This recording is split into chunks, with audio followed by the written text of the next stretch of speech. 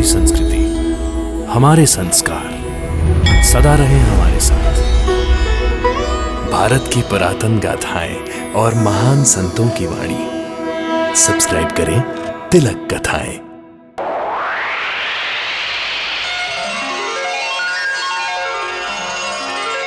विक्रम बेटा, विक्रम बेटा, विक्रम बेटा, विक्रम बेटा, विक्रम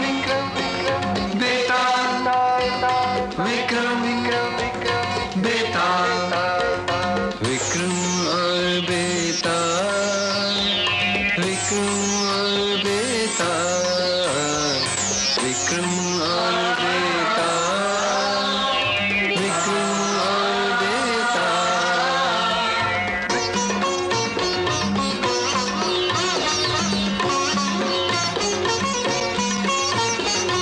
विक्रम बेटा, विक्रम बेटा, विक्रम और बेटा, विक्रम और बेटा। हमेशा की तरह विक्रम ने बैताल को वृक्ष से उतारा, अपने वश में किया और कंधे पर लाद कर चल पड़ा। और हमेशा की तरह बैताल ने विक्रम को एक कहानी सुनानी शुरू की। कहानी थी चंदमपुर गांव की। चंदमपुर में एक गरीब बुढ़िया रहती थी, जिसका इकलौता जवान बेटा था दगड़ू। न काम का, न काज का, न मन अनाज का। बुढ़िया बेचारी लोगों के ब्याह शादी के जोड़े पर गोटा किनारी लगा लगा कर अपना और अपने लाडले का पेट पालती थी। और लाडला दगड़ू, वो तो भाई जब देखो लेटकर सपने देख रहा होता।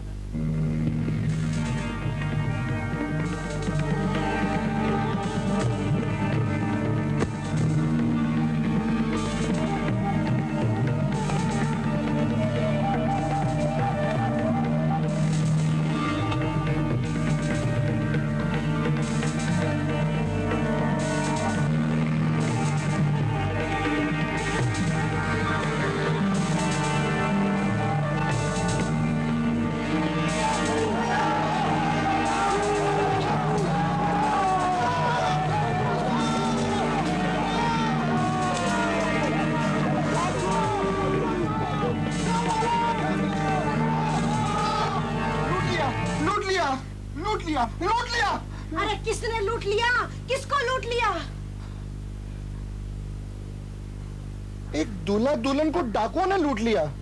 हाय राम, फूट गई मेरी किस्मत जो तुझ जैसा निकम्मा बेटा मेरे घर पैदा हुआ। जब देखो तब मार धार लूट फाट की बातें सोचता रहता है। अरे कलमू है, कभी तो किसी के बारे में भला सोच लिया कर। अम्मा, मैं तो सबका भला ही सोचता हूँ, लेकिन क्या करूँ, भगवान ने लोगों को बुद्धि कम दी है, तो इसमें मेरा क्या दोष है? मैं तो जब भी सच बोलता हूँ लोगों को बुरा लग जाता है। दगड़ू की अम्मा, हमारा जोड़ा तैयार है। आओ चौधरी, बस थोड़ी सी किनारी लगानी बाकी है। आप बैठो, मैं अभी लगाई देती हूँ। चाची, ये जोड़ा किसके लिए बनवा रही हो? अपनी बहू के लिए। आज मेरा बेटा अपनी बहू को अपने ससुराल से ला रहा है। ये जोड़ा मैं अपनी बहू को भेज दूंगी।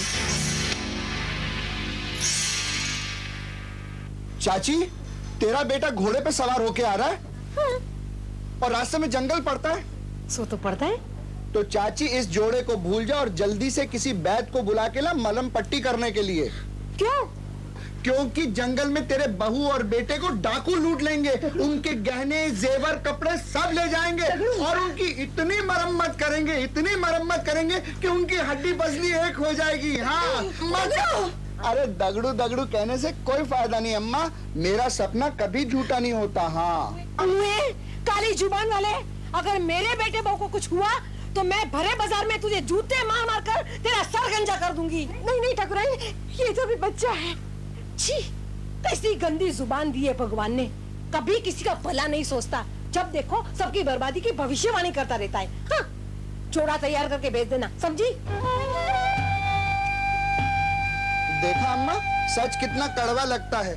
अभी तो मुझे गालियां दे रही ना, थोड़ी देर बाद रोती पीटती आएगी कि दगड़ू तू सच कहता था, हम लुट गए, बर्बाद हो गए। चुप कर दगड़ू, तू तो कभी मुझे चैन की सांस नहीं लेने देगा। एक से एक बड़ी मुसीबत खड़ी कर देगा मेरे लिए।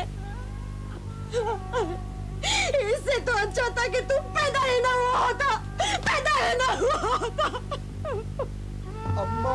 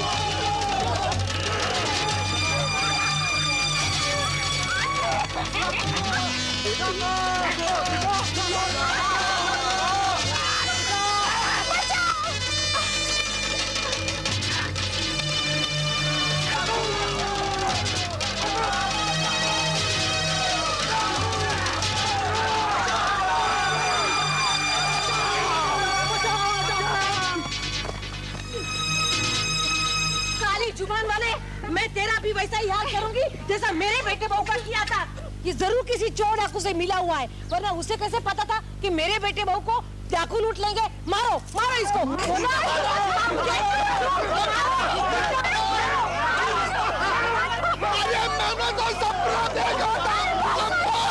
सपना देखा था।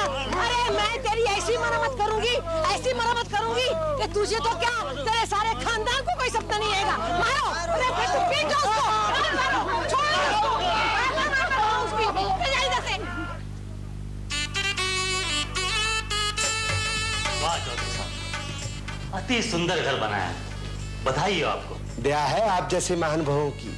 वो तो ठीक है भाई, चौधरी जरा लड्डू तो खिलाओ। अवश्य अवश्य, लो भी लो, तुम भी लो। मैं तो सारे गांव में लड्डू बांटूंगी। चलो भाई।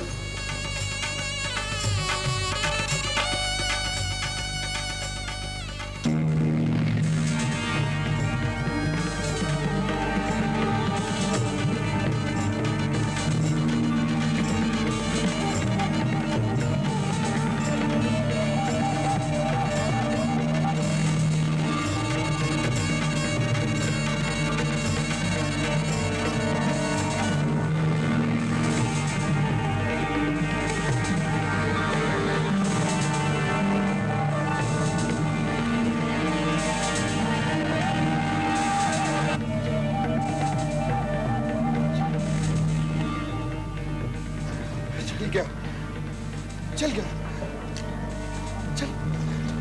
गया, जल गया, जल गया। अब किसको जला रहा है तू? किसको जलाकर राख कर देगा? किसी का घर जल जाएगा अम्मा। चाची ने मेरे सर पे इतने जूते मारे थे और कहा था कि मैं जीवन में कभी सपना नहीं देखूंगा, लेकिन मैंने सपना देखा। बेटे। अरे मौसी, आओ आओ। ये क्या है? लड्डू? ये कैसे लड्डू? हमने नया घर बनाया है, आज गृह प्रवेश है। लो मुंह मीठा करो। वो जो घर चल रहा था उसमें मुझे चौधरी की शक्ल दिखाई दी थी। हो ना हो वो चौधरी का ही घर है। मौसी, तुमने अपने घर में नए पर्दे लगाए हैं? हाँ। और वहां पर एक दिया है? हाँ है। पहले लड्डू ले लूं, बाद में तो जूते ही पड़ने।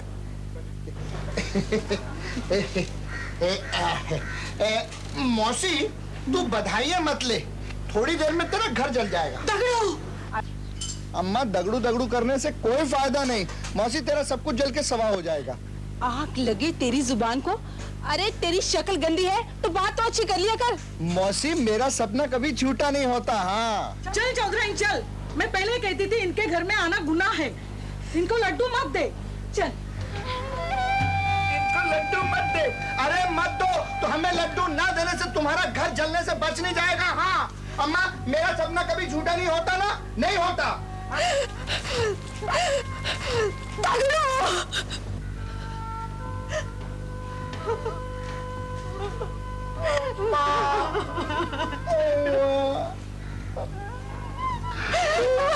नहीं खाऊंगा, गंदे लड्डू गंदे।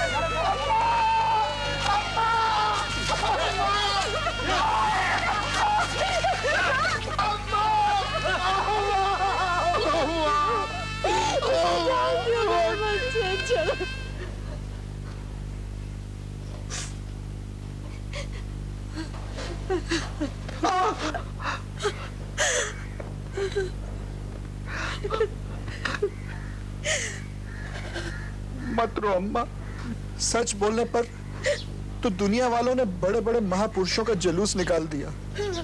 मैं तो कुछ भी नहीं हूं। लेकिन अम्मा ऐसा क्यों होता?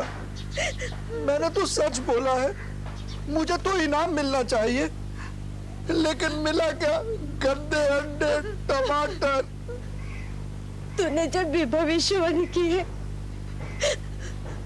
दूसरों की तबाही के बारे में ही भविष्यवाणी की है। और ऐसा सच भी किस काम का जो दूसरों को दुख दे, तकलीफ दे। और फिर मेरे कहने का ढंग भी तो गलत है। दूसरों की तबाही पर तू हंसता है, कहने का भी एक ढंग होता है। लेकिन तुम तो सीधा ही। ठीक है अम्मा, ठीक है, अब मैं ऐसे ही कहूंगा। अम्मा बहुत दर्द हो रही, मैं थोड़ी देर आराम कर लूं। मेरी खटिया कहाँ है?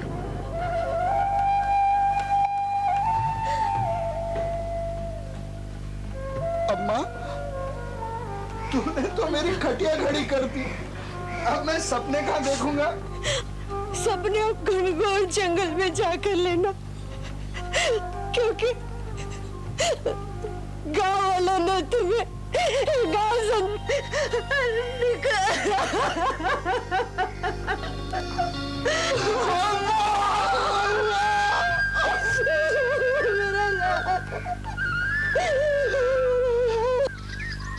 बेचारा दगड़ू बड़ा हैरान था वो कि सच इतना कड़वा क्यों होता है। वो दिशाहीन जंगल में भटकने लगा, भूखा प्यासा। जब थक कर हार गया तो एक घने वृक्ष की छाया में लेट गया। लेटते ही गहरी नींद सो गया और सोते ही फिर एक सपने में खो गया।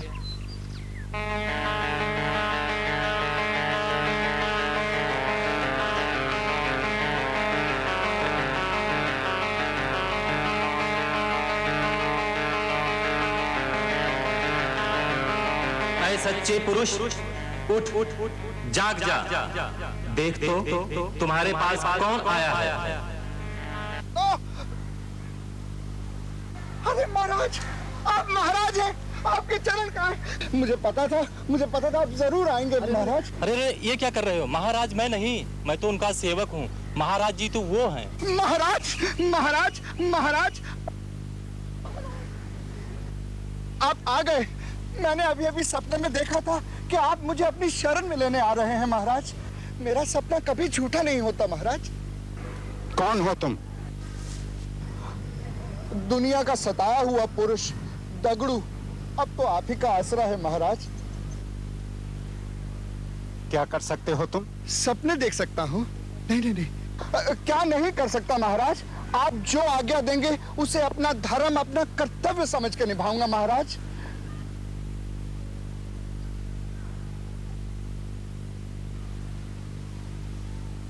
ठीक है, हमारे महल में पहरेदार की जगह खाली है, लेकिन तुम्हें सारी रात जागकर महल का पहरा देना होगा। हाँ महाराज, हाँ, मैं सारी रात उल्लू की तरह जाग के आपकी सेवा करूंगा। मुझे एक मौका दीजिए महाराज।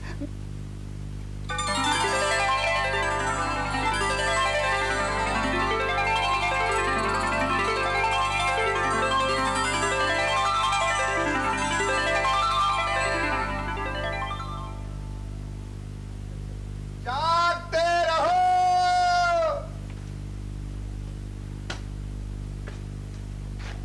जागते रहो, जागते रहो।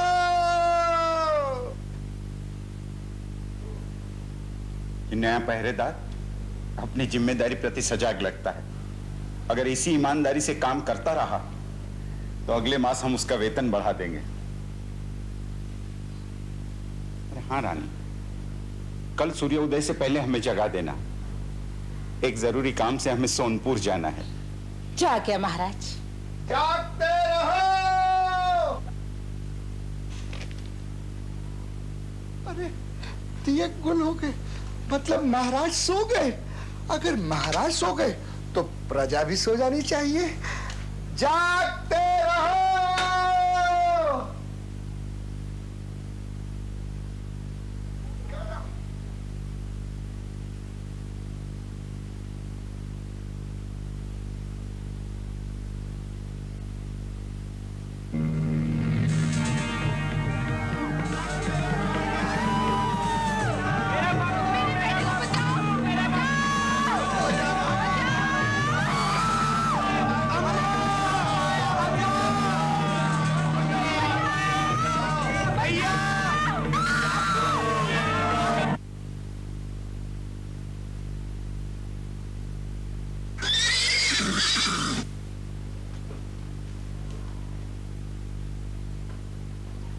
क्यों महाराज कहीं जा रहे हैं क्या? जी हाँ, सोनपुर जा रहे हैं। तो बस आ गया महाराज का अंत समय। कर लो चंदन की लकड़ियां इकट्ठी उनकी चिता जलाने के लिए। क्या? तूने जब भी भविष्यवाणी की है, दूसरों की तबाही के बारे में ही भविष्यवाणी की है। और ऐसा सच भी किस काम का जो दूसरों को दुख दे, तकलीफ दे, और फिर तेरे कहने का ढंग भी तो गलत है। नहीं नहीं माँ, मैं तेरी बात पर अमल करूंगा।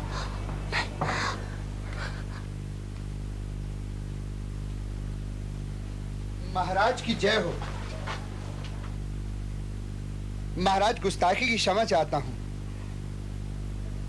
अगर आप अपनी यात्रा स्थगित कर दें तो ये प्रजा के हित में होगा महाराज। किंतु हम एक बहुत ही आवश्यक काम से। महाराज, जान है तो जहान है। सोनपुर में भूकंप आने वाला है जिसमें सब कुछ तबाह हो जाएगा महाराज। तुम्हें कैसे पता? उसे पता हो या ना हो, किंतु ये अपशकुन है महाराज। नहीं नहीं, मैं आपको कदाचित नहीं जाने दूंगी। आइए मेरे साथ आइए। नहीं नहीं, मैं आपको नहीं जाने दूंगी। शुक्र है महाराज बच गए।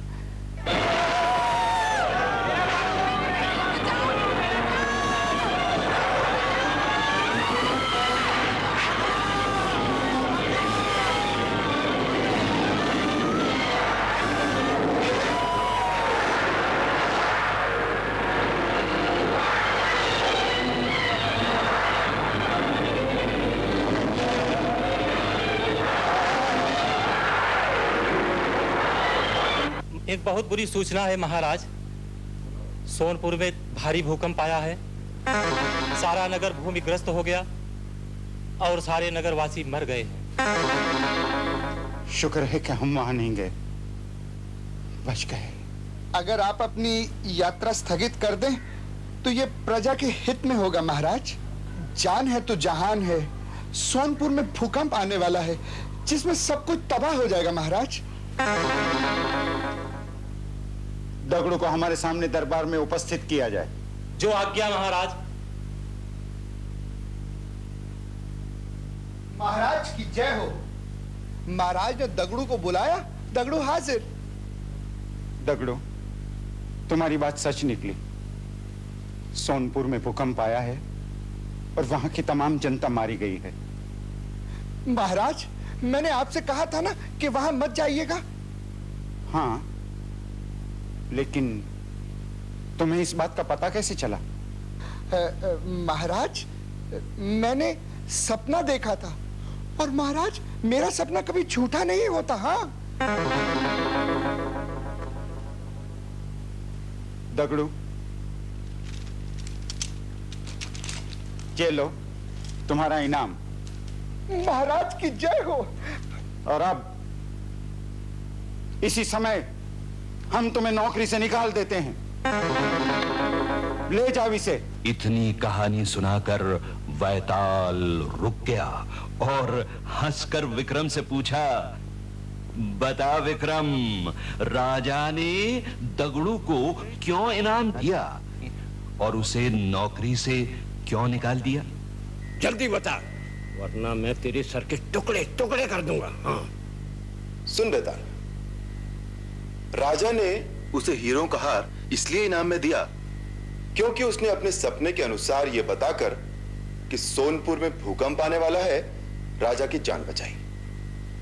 और नौकरी से निकाल इसलिए दिया क्योंकि वो सारी रात जागकर पहरा देने के बजाय सोता हुआ सपने देख रहा था। राजा को एहसास हुआ कि दगड़ू अपनी जिम्मेदारी के प्रति ईमानदार नहीं था, इसलिए उसने सपनों वाले दगड़ू को नौकरी से निकाल दिया। कहा तो ठीक, मगर कहा क्यों? अरे तू बोला और मैं चला, मैं ये चला। मैं तुझे नहीं छोड़ूंगा, मैं तुझे नहीं छोड़ूंगा।